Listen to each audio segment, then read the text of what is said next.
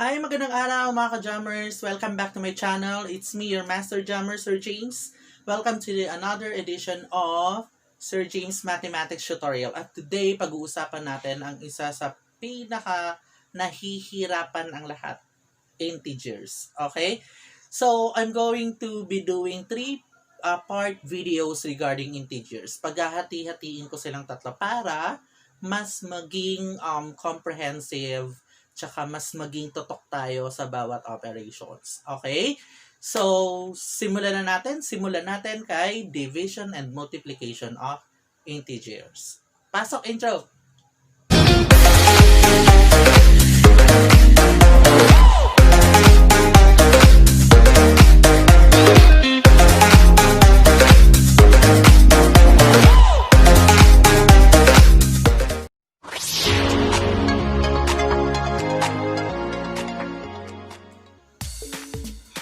Okay, today we are going to discuss about operations on integers. Okay, when we say operations, pag sinabi nating operations, ito yung addition, subtraction, division, and multiplication. Okay, pag sinabi naman natin na integers, these are the signed numbers. Ito yung mga number na meron na positive or negative. Particularly, tayo ay magko-focus kay multiplication and division. Okay, so bakit ko sila inuna? Kasi sila yung mas madali kumpara doon kay addition at saka subtraction. And at the same time, yung multiplication and division, pareho lang sila ng rules with regards with how we handle operations regarding integers. Okay? So before we proceed to our main topic, okay, so meron lang mga tips regarding integers. Paano natin siya makikilala? Pag sinabi natin integers, ito yung mga numbers na may positive at saka negative. Okay, how do we write integers? Halimbawa, positive 2. So, syempre, positive 2. Pero, it is well known at saka widely accept na kung saan kapag positive ay hindi na natin ilalagay yung plus sign. Okay, so okay na ganyan. Okay, so kahit isulat nyo na lang yung number tsaka wala na yung plus sign, accepted na yun na that is a positive integer. However, pag sinabi nating negative, kailangan meron yang minus sign to the left of the number, indicating that the number is a negative number. So, halimbawa, this one, negative 2. Kasi, kung gagayahin natin yung tungkol kay positive, yung tulad nung kay positive, pag tatanggalin natin yan, ano yung magiging itsura? Siya na rin yun. Diba? So, wala siyang identity. Kaya, pag negative, pag na-encounter natin si negative, dapat isusulat natin negative. Okay? And, how do we write integers into operations? Gusto ko lang malinaw tayo dito kasi yung mga bata medyo naguguluhan pa rito. Ako gusto ko pare-pareho tayo ng isip sa pagsusulat. Okay? So kung ang negative ay comes after ng isang operations, halimbawa divided by, okay, so halimbawa 5 divided by a negative, sabihin natin negative 2. Okay, kung mapapansin ninyo, ganyan yung sulat ko, hindi ganito lang. Okay, kasi ito yung proper. Kailangan, ito malito, ha? Kailangan yung negative, ikukulong natin siya sa parentheses. Okay? Indicating na si 5, i-divide siya ng negative 2. Kasi kung ganito lang, medyo magulo siya. Hindi mo alam kung nag-divide ba siya, minus, di ba? Kasi hindi natin alam, okay? So, mas proper po kung ganito, ha? So, maliwanag pa sa dalawang rules lang din, si multiplication and division, pareho sila. Okay, let's take rule number 1.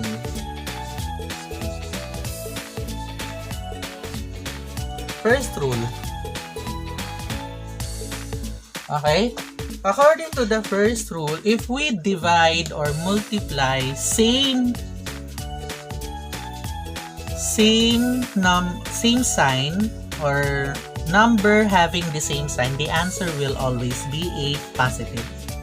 Kapag daw nag-multiply tayo ng mga number na pareho ng sign or nag-divide tayo ng mga number na pareho ng sign, okay, the answer will always be positive. So halimbawa, positive times positive, the answer will be positive. Negative times negative, the answer will be negative. Pareho lang din sa division. Okay, so rule number 1, same sign, the answer will be positive. Halimbawa, multiplication tayo. Multiplication muna.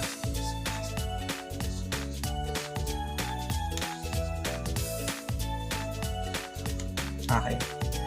Let's multiply positive 2 times a positive 5. Diba? Usual multiplication na usual type of operation na napag-aralan natin even nung elementary days natin. The answer will be positive 10 or 2 times 5 is equal to 10. The very normal. Okay. Paano naman kapag same sign na negative? Okay, so gamitin natin ulit si 2 at 5. Negative 2 times negative 5 is equal to, okay, 2 times 5, of course, that's 10. Okay, dahil sa rule na same sign, ibig sabihin parehong sign, parehong negative. Diba? Parehong si 2 negative, si 5 negative. Therefore, ang magiging sagot natin is positive. So, the answer is positive 10. Isa pa. Negative 4 times, let's say, negative 5. 4 times 5, 20. Ano yung sign? Pareho ng sign, negative. Ano sabi sa rule? Dapat the answer ay positive. So, the answer is 20. Okay? So, actually, class, dito dapat ito ay positive 10. Diba? Sabi nga, diba, dapat always positive. Pero, sabi ko nga kanina, kapag ang number ay positive, hindi na natin sinusulat ang plus sign. Understandable na yan ay positive. Okay, proceed tayo kay division under rule number 1. Again, ano nga ba yung rule number 1? Same sign. Dapat ang sagot laging positive. Okay, so let's divide a positive 4 divided by positive 2. So, normal lang din na proseso. 4 divided by 2, the answer is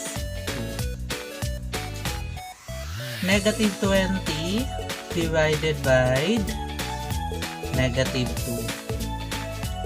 Divide muna natin yung number. Huwag muna natin intindi. Kapag tayo, class, ganito yung technique. Kapag tayo ay nag-handle ng operations ng integers, gawin nyo muna siya, kapag division and multiplication, gawin nyo muna siya ng usual, tapos tsaka ninyo pakialaman yung kung ano ba yung sign. Magiging sagot ng sign, okay? Magiging sign ng sagot pala. Okay, so 20 divided by 2, that's 10. Okay, so ano yung magiging sign? Okay, since this is division and according to rule number 1, same sign. So tingnan natin, negative, tapos negative. So nagdi-divide tayo ng parehong sign ng number. So therefore, the answer will be positive 10. And again, sabi ko nga kanina, diba? Kapag ang sagot or ang number positive, hindi na yan nilalagyan ng plus sign sa unahan unless kailangan gawin. Naintindihan? So yun yung division. Okay, so yun yung rule number 1. Okay, sa division at multiplication, pag pareho ng sign ang pinagmamultiply or pinagdi-divide, ang magiging sagot natin will be always positive.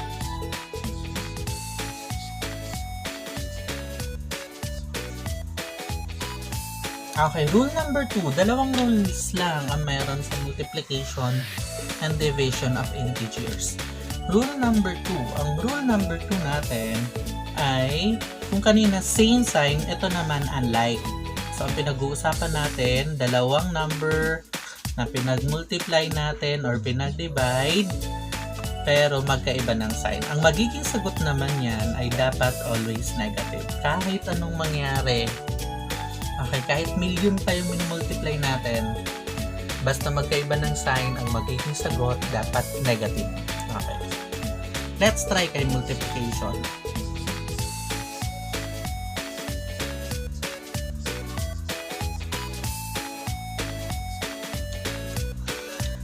Halimbawa, negative 4 times 6. Okay. So, meron tayong dalawang number na magkaiba ng sign. Diba? Yung si 4 negative while si 6 positive. Yan ay positive yan. Again, hindi na sinusulat. Lagi ko inuulit-ulit yan kahit sa room kasi lagi nilang nakakalimutan. Okay? So, si 4 ay negative, si 6 ay positive. Okay, so again, i-treat natin siya as normal muna. Wag muna natin intindihin kung ang sagot ba negative or positive. 4 times 6, the answer is 24. Then, anong signs? Dahil magkaiba sila ng sign, yung isa negative, yung isa positive, yung final answer natin dapat negative. Okay? Subukan natin. Isa pa. 4 times negative 6. Si 6 naman ang negative. Pareho kaya nasagot dyan. Subukan natin. 4 times 6, 24. Tapos, inspect natin yung sign. Si 4 positive, si 6 negative. Magkaiba ng sign. Anong sabi sa rule? Dapat ang sagot laging negative. So, the answer is negative 24. Isa pa para subukan natin ang 3 times negative 2.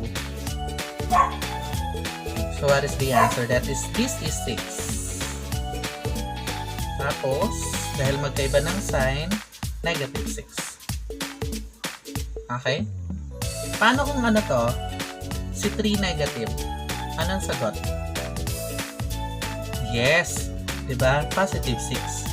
Kasi pareho siyang negative. Sabi sa rule number 1, basta parehong sign, the answer will be positive. Okay. Paano naman si rule number 2 pagdating kay division? Okay, so division naman tayo. Ganun pa din, we divide the numbers. 15 divided by 5, that's 3. Okay? Tapos, anong sign ang gagamitin? Siyempre, inspect nyo. Pag nagkaiba ng sign yan, therefore, the answer will be negative. Si 15 ay negative, si 5 ay positive. Sabi sa rule, unlike signs na kapag pinag-divide, the answer will always be negative. Halimbawa, isa pa, paano kung kay 5 ang negative? Anong sagot? So, 15 divided by negative 5. So, divide natin ng number. Tapos, ano yung signs na given? Positive si 50, negative si 5, magkaiba. Unlike signs, the answer will always be negative. Ganun lang. Isa pa. 40 divided by negative 8. So, 40 divided by 8, the answer is 5. Tama? Anong sign ang gagamitin natin? Magkaiba ng sign. Si 40 ay positive, si 8 ay negative. Pag magkaiba ng sign, the answer will be negative. So, the answer is negative. Mga jammers, there are times kasi na pagdating kay division, may special case tayo. Okay na yung sagot ay hindi sakto. Halimbawa, 5 divided by 20. So, 5 divided by 20. So, 5 divided by 20. Anong sagot? Sir, 4. No. Sabi ko, 5 divided by 20. Si 5, hatiin ng 20 beses. Hindi ko sinabing 20 divided by 5. Yun yung sagot. 4. Okay, so anong pattern ang makikita natin dito?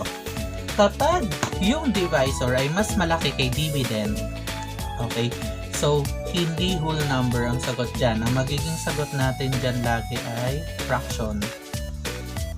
Kapag ganito na yung nakita natin, okay, so convert natin yan into a fraction para makita natin. Itong nasa unahan, yan po yung nasa numerator, tapos itong nasa baba, ito yung denominator. Tapos, proceed tayo kay proceed tayo kay lowest term.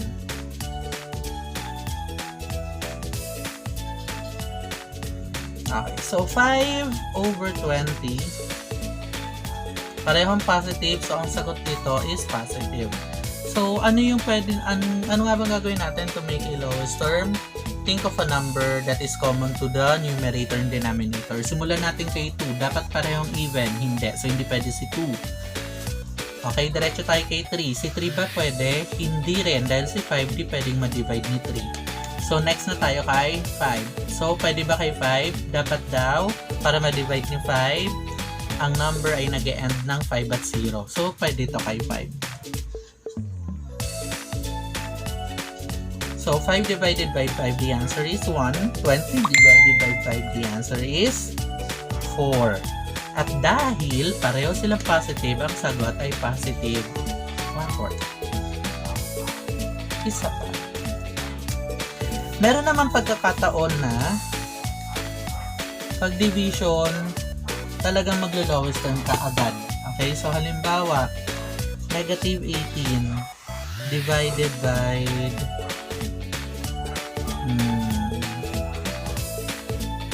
12. Kitang-kita naman natin na sa 18 hindi pwedeng yung hatiin ni 12, di ba? So convert na natin yan into fraction. So negative 18 divided by 12. Dahil pag kinonvert natin to fraction, magkakaroon na naman tayo ng proseso ng pag-lowest term. Kaya inuna ko sa topic na lowest term kasi walang katapusan si lowest term. Basta may number, kailangan mag-lowest term. Pwede siya magpakita. Tapos lowest term ka na lang ng lowest term. Okay? So, now, so negative 18, 12. Paano mag-lowest term? Simulan, maghanap ng number na common factor. At yung common factor, yun yung i-divide kay numerator at denominator. Simulan ng paghahanap kay 2. At para masabing siya ay common factor kay 2, dapat pareho siyang even. So, 18 and 12 is even. Therefore, we can divide both the numerator and denominator by its common factor, which is 2. Okay? So, negative 18 divided by 2, that's how much? 9. Or negative 9, I'm sorry. Tapos, 12 divided by 2, the answer is 6. Are we done? Not yet. Kasi meron pang common factor dyan, which is 3. Okay, so negative 9/6. Divide both the numerator and then the denominator by its common factor, which is 3. Negative 9 divided by 3, that's negative 3/2. Tama? Okay, sir, ano pa ang susundin natin? Negative o positive? Anong sabi pag magkaiba ng sign? Diba? Dito pa lang sa unahan, negative divided by positive. Magkaiba ng sign. Therefore, the answer will be negative 3/2. Kasi magkaiba ng sign. Kapag magkaiba ng sign, ang sagot palaging negative. The answer is negative 3/2. Okay, for our trivial question for the day, wherein ilalagay nyo ang sagot doon sa comment box natin, and then after ko makakuha ng 100 correct answers, magpaparaffle tayo and the winner will receive a load, 100 peso load. Hoy, legit to ha, hindi ako nagbibiro. So sagutin nyo to, tapos lagay ang sagot sa comment box. Again, maraming salamat sa pagtutok ninyo. Medyo dumarami na ang ating mga subscribers. Maraming salamat. Kung nagustuhan niyo ang content natin ngayong araw, hit subscribe and then bell, tapos mag-like na rin po kayo. And of course, yung sagot ilagay natin doon sa comment box. Thank you so much and see you again to the future tutorial videos of Sir James Mathematics Tutorial. Again, this is Sir James telling you that huwag kayong matatakot pagdating sa mathematics. I-enjoy nyo lang to, promise. Okay? Maki dyan. Okay? Salamat.